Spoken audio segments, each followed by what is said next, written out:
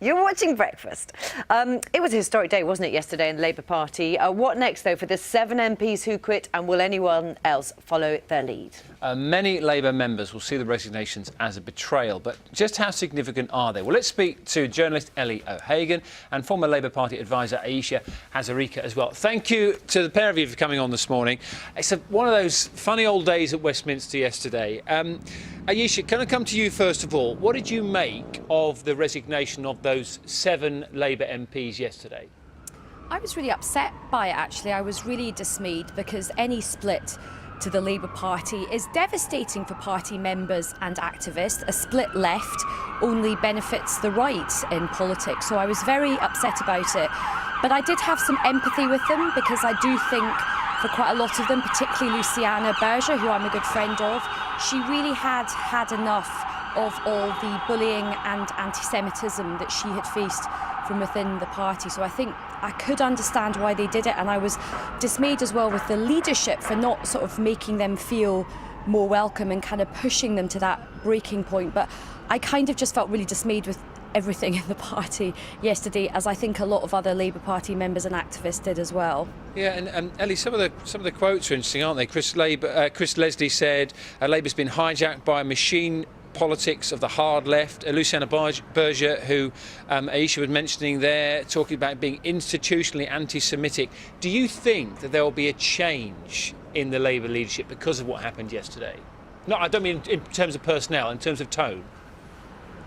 I'm not sure what you mean by that. In terms of whether they should tackle anti-Semitism within the Labour Party, absolutely, of course they should. And I hope this prompts a more robust response. But I think it's important to note that most of the MPs who left yesterday gave political reasons for leaving. They said that they had political differences with the leadership.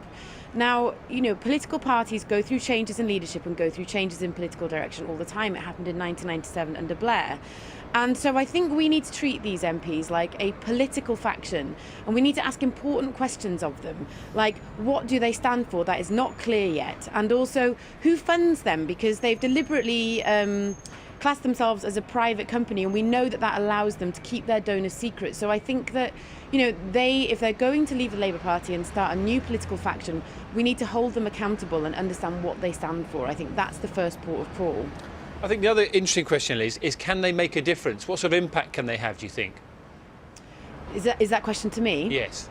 Well, I mean, that is a very good question, and I would be interested to see that myself, because, of course, we're living in an era at the moment of unprecedented political challenges, catastrophic climate change, massive inequality, big tech firms. These are just some of the changes that politicians are facing at the moment.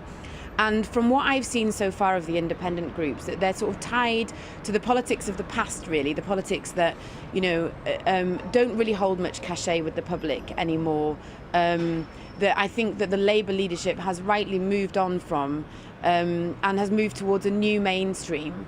And so I am interested to see what their solutions are, because as we know, the solutions that were put forward sort of 10, 20 years ago to these problems have not really helped.